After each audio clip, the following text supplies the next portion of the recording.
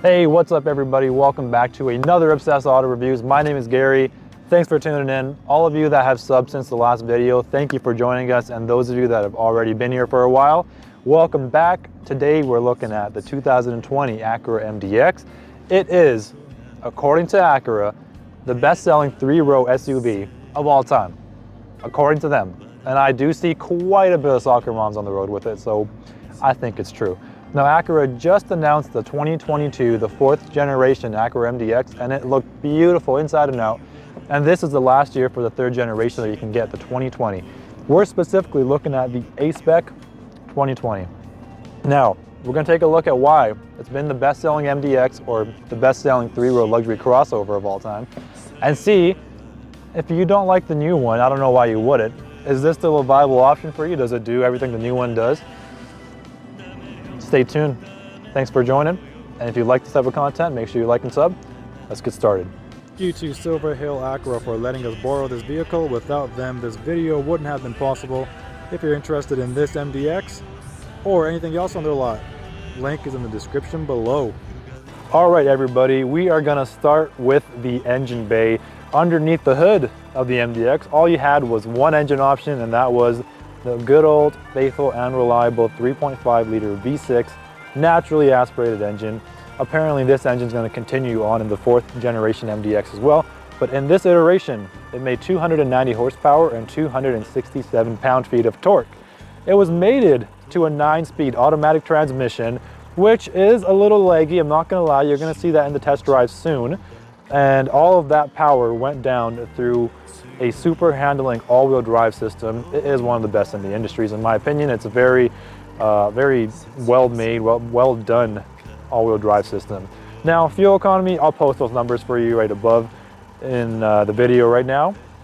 This MDX weighed approximately, the heaviest MDX was the Platinum Elite, or the Advanced, and it weighed around 4,303 pounds, which is the heaviest. It's kind of interesting how they all have different weights according to Acura's website.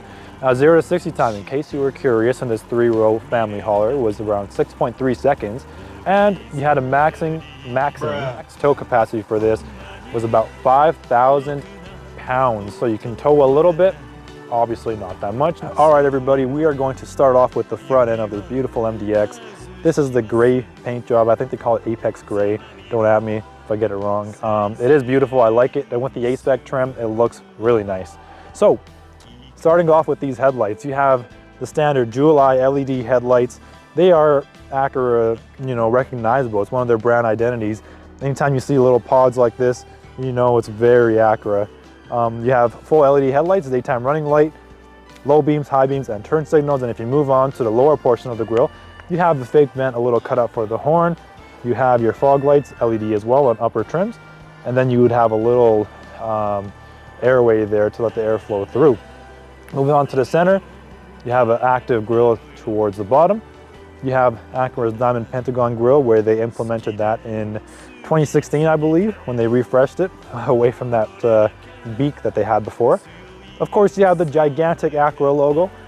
Let me put my hand beside it so you can see how big it really is. This houses all of your safety systems that Acura has. And overall, the front end is just beautiful. And especially with the ASpec, you have that dark chrome trim around the front grille. And if you have anything that's not ASpec, then that would be a regular chrome. Let's move on to the side. All right, so let's start off the side with these wheels. These are obviously the ASpec exclusive wheels. They are in a shark gray finish. Now these ones are a 20-inch wheel on 265 series tires. If you get anything else, it'll be a 20-inch wheel on 245 series tires. And a base model has the 18-inch wheels on 245 series tires as well. You have adaptive dampers only on your highest trim level available. It would be nice to have the ASpec come in with that, but they don't. It had a ground clearance of about 7.2 inches. I'd say 7.28, so close to 7.3. Not the highest, but it's not meant to be going off-road. But if you have a little bit of a, terrain to go across, I'm sure this could go and get the job done. Your side mirrors with the integrated LED marker, which is always nice. Coming around to the back is probably one of my most favorite areas. Look at that. So the thing about the back, obviously this being an A-Spec, you have your oval exhaust tips, which is A-Spec exclusive. Anything else you would have more these rectangular ones that were integrated to the rear bumper. You also have this little mini diffuser going on. It's painted in gloss black. You know, you have your combination LED taillights. You have a LED running light, LED brake light, but then you have halogen turn signals and halogen reverse. And once again, because it's the A-Spec, you have this chrome strip, which is a dark chrome compared to a regular chrome that you would get in any of the other Acura models. I wish, because of how this is, you know, a dark chrome, they would have made this dark chrome too, or even the A-Spec badge, super handling all-wheel drive badge, the MDX badge. It would have been nice if it would fit the vehicle to a T. Maybe just for the A-Spec trim, it would look really nice. But we're at the back. Let me open up this cargo and show you what this thing can haul. All right, so to open the back cargo area, you can either go inside and push a button, use your key fob, or there's a little button right down here. You tap this and it opens right up. Power tailgate, it's standard on all of the MDX models. Now, let's take a look at this. Oh my God. All right, so as you can see, we have all 3 rows up right now. Behind the 3rd row, you have 15.7 cubic feet of space. You have a little area where you can store some things underneath. Gives you a decent size of storage, so that's always nice. Close that up, you have a little power outlet over here and a little bit of an extra cubby space. Of course, the rear seats are trimmed in the same material as the front seats, which is always nice. And if you fold down the 3rd row, you have about 38.3 cubic feet of space behind the 2nd row. And if you fold down the 2nd row and have everything folded down, you have 68.4 cubic feet of space, which is a whole lot of storage space. So it definitely can carry the things that you want it to carry. Let's move on to the inside and see how that interior is.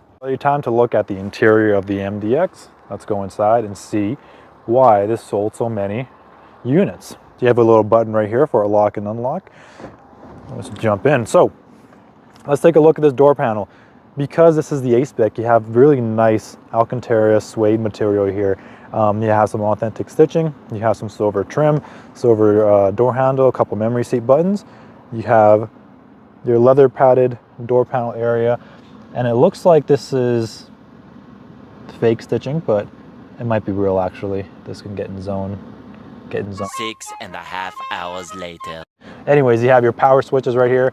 They're all power automatic, up and down, one touch for everything. Power mirror button, obviously, which is great as well. Let's open it back up. And then you have your tailgate, fuel cap, and a little bit of storage. This is all hard touch material, so the newer one is definitely more upscale with better materials as well, but this is what you get for the 3rd generation. Let's take a look at this. You have your A-Spec side sill. I love how these seat controls look like. Very nice looking. You have 12-way power adjustable seats for the front drivers and the passenger side. So that's always good. And as you can see right here, you have a power tilt telescoping wheel for all trim levels, a nicely accented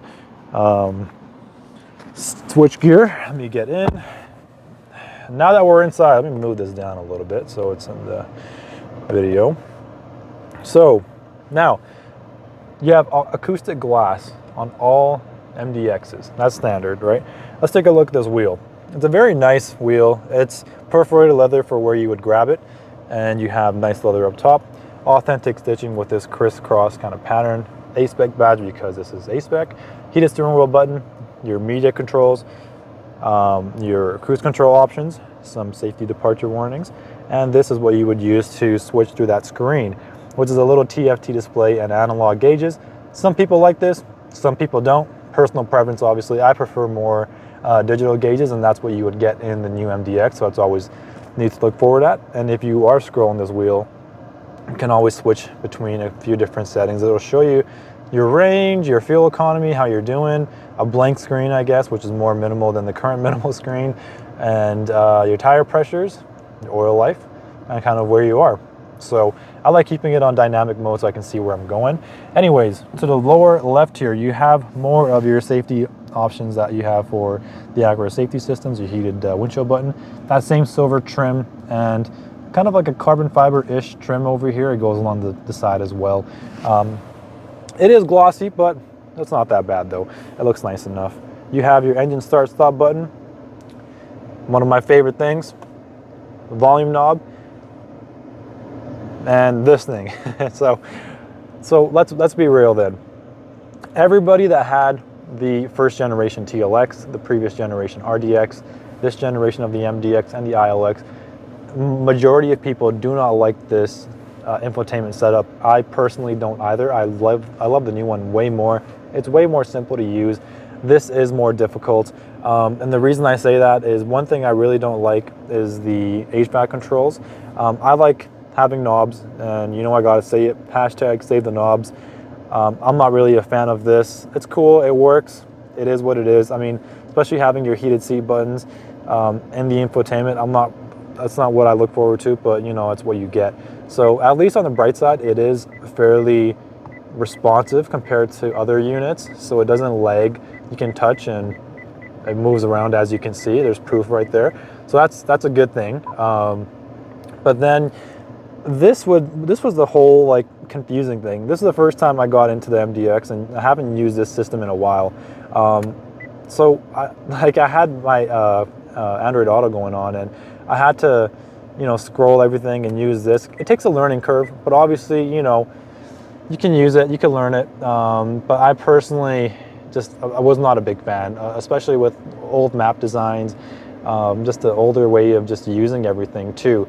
Once again, it's not the worst. Could be better though, and they have been making it better, so I appreciate that. Let's put this into reverse. You can see we have your backup camera. If you push down the knob, you can change the views of it. Once again, and this continues in the new TLX as well, the latest product from Acura. They do have a little bit of a lower resolution camera. I would expect higher quality from a luxury oriented vehicle. Maybe it's okay for Hondas and stuff, but for Acuras, I hope they would put a better quality camera in with better resolution. And if you would, you saw that we were missing a 360 cam. That's only available on the top trim MDX, the advanced package, or the Platinum Elite, which they call it here. So let me turn down the heat. How do I turn this thing off? There we go. Anyways, moving on to the lower portion, you have this very, that same material as I mentioned over here, that carbon fiber with the silver accent trims. You have that all down here too, around your center console area. You have a little cubby here for storage with a power outlet, some soft fuzziness going on. At least it's not piano black plastic, you know, I can do this. I don't see any fingerprints going on anywhere, so that's good. You have your shift-by-wire transmission selector that Acuras and Hondas have been doing for a few years now. It is a feature for at least these two brands, so there are going to be different iterations. Not too many people are keeping the shift lever that we all love, but you have some cup holders right here, a deeper one and a smaller one. Moving on to the center console, you have a great center console, authentic stitching, super soft-ish actually. On a scale of 1 to 10, it's pretty hard, not gonna lie, give it like a 5. So you move up the first portion, you have a little cubby area here where you can keep a few accessories, and then you switch on to the other side. You have an even deeper storage area. You move this back and forth, you have more USBs, auxiliaries, and some ports to charge your stuff in. Let me move that over. Just a nice little sliding tray, some grip here to keep things in check. Your materials on top of your dashboard. Soft touch, injection molded plastic. You know, I don't want to keep on harping negatively about this, because obviously everything that, you know, people weren't impressed with this vehicle, they fixed. And, you know, and this vehicle is still a great vehicle overall, so don't get me wrong. I would definitely drive this as well over my current car. But yeah, anyways, so this is that. Now let's take a look at these seats. You have very nice seats. You have your Alcantara suede in the middle. You have authentic stitching and piping going on down the sides. Authentic stitching, that contrast stitching that matches the piping. Some soft Alcantara. You have just a good holding seat, you know. It's Acura Design Studio exclusive, and they make these in-house apparently. So overall, you know, they're fairly nice seats. Fairly nice front end of the interior. You have heated and cooled seats on the front on upper trims, and heated seats are obviously standard on all. You have a heated steering wheel button as well for your climate and warmth, I guess. Now they do say you have some interior lighting in like the door handle areas. It's kind of tough to see because of how bright it is right now, but maybe you can see a little bit of the reflection there. So that's always nice to have as well. The highest trim level has genuine wood trim, so that's cool as well. And yeah, you know what's kind of crazy? I haven't been in the second row MDX ever. And let me go inside right now and show you how it looks like. All right, time to visit the second row. If I had to be a passenger in the MDX, would I enjoy it? Let's find out. And of course, on the door panel, you have the exact same setup you had going on in the front. You have your nice Alcantara silver trim, so on. That's fairly nice. So let me jump in. Now, I did set the seat to where I would be comfortable driving. And if you're a new watcher, I'm 6'1", and let's see how I kind of fit in here. Very flat design, so that's really nice. I'm glad. So once again, the seat is where I would have it if I would be driving. My knee, I have a few inches of space going on over here, and my head, I have about an inch space going on, an inch of space above my head. So overall, if I had to go on a long road trip, I definitely can. Now down here, you have your HVAC controls, a couple of vents, your buttons for your tri-zone climate control, a couple of USBs. You don't have any heated seats in this trim. Only upper trims had the second heated row, which is kind of surprising. I know in the new MDX, they're going to be making that more accessible on lower trims, I believe. But you know, nothing's really released for that yet though. But so you have your same seats as you did on the front, just a little detuned obviously. You have the same white stitching, contrast piping, looks fairly nice, high quality, and it feels good. It's super soft. Now this one, you have a bench seat. It's a 60-40 folding split. You have your cup holders right here, nicely lined just like the front ones as well. Super soft and push armrest, unlike the front portion. But yeah, overall it's great. I know the newer MDX is going to be having a couple of captain's chairs, and then the center seat is going to be removable like the Odyssey, so that's going to be really cool. Above here you have some lighting going on. They're probably not working, so I don't have it set up. Don't worry, I know it works. Anyways, you have your moonroof going on as well, and the new MDX are going to be having a standard panel roof. And I'm just sharing all the new MDX information in case you guys are kind of comparing if you should wait for that or this fulfills your needs. So let me go hop in the third row and see if I even fit in there at all. So stay tuned. All right, so let's check out the third row. So accessibility has always been nice. You have a little button where you can press on the side seats. Honda's been doing that for a long time. Now, I'm gonna jump in. There's a little passageway right around here you can get in. It's a decent amount of space. I don't wanna get things dirty, so let me jump in. All right. I feel like a little kid again. So the seat is now back all the way where normal setting would be. I'm trying to sit okay, but I really kind of squished in. My head is rubbing against the ceiling. My knees are definitely touching. I couldn't last a super long trip, but maybe a little half-an-hour trip across town would be okay. Overall, you have a cup holder over here, a cup holder over here. No connectivity going on. You have some speakers, a couple of lights, and that's really about it. Your seats, you know, you have good leather trim seats with authentic white stitching, and that's kind of all I got really. So once again, I'm 6'1", so this is kind of where I'm at. So the last thing that we have left to do is take this puppy on a drive. I'm not expecting this to drive like an NSX, but it is going to be sporty because Acura is all about precision crafted performance. So let's go out on the road and see how this drives. The last thing we have to do is go drive this thing. Let me go on some safer roads. You can see all the snow on the ground. Good old Canada. Thankfully our winter hasn't been that bad yet. Talking about just even driving this on a winter road though, most families, you know, or those of you that do live in a colder climate, you're going to be driving on roads like this Put on your seatbelt, Benji. Anyways, aside from cameraman Ben fooling around, most people that are going to be driving, or those of you that live in colder climates again, sorry, you're going to be driving on roads like these, right? So you want to see how it kind of performs. And right now I'm just in normal. I'll go in comfort mode. You can switch between comfort, normal, and sport. I'll go in comfort, and there's no dedicated snow mode, but you know, if I had to brake, it stops decently. And if I had to go, I can see that all-wheel drive working and which wheels are driving most of the vehicle. So that's nice. It does fairly well though overall. Obviously your tires make a difference too. All right, ladies and gentlemen, let's do a quick acceleration test and see how this MDX sounds like from the inside. Hopefully I can catch as much sound as possible, but let's go.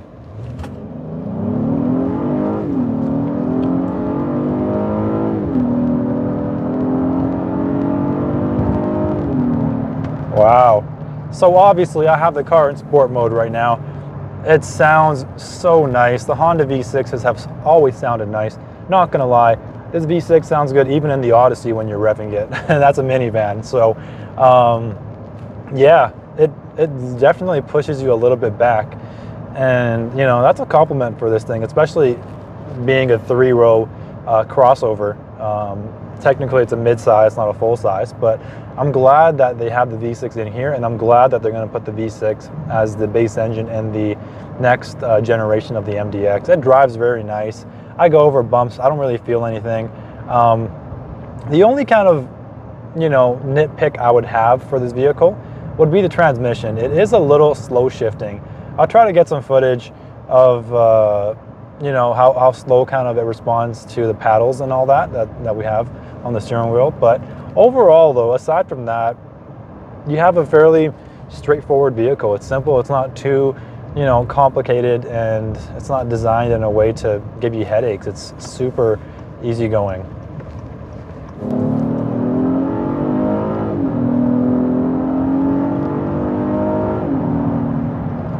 Yeah, I like it.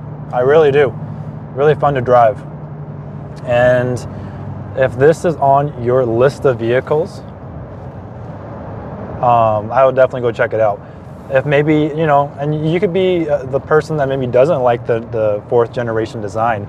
Not everyone's going to like the same things, right? So if you're looking at this, or even like a pre-owned version of this generation MDX after the facelift, they drive nice because they put a new transmission in after the facelift as well. So you know what? Everything is great. Now, let me end this video by talking about pricing here. So the base MSRP, we're in Canada right now, the base MSRP according to Acura.ca was about $54.4 thousand. That's for the base trim. That same base trim in the US costs $44.5K. I do believe that's for the front wheel drive version as well, and with that, whatever promos they have going on currently.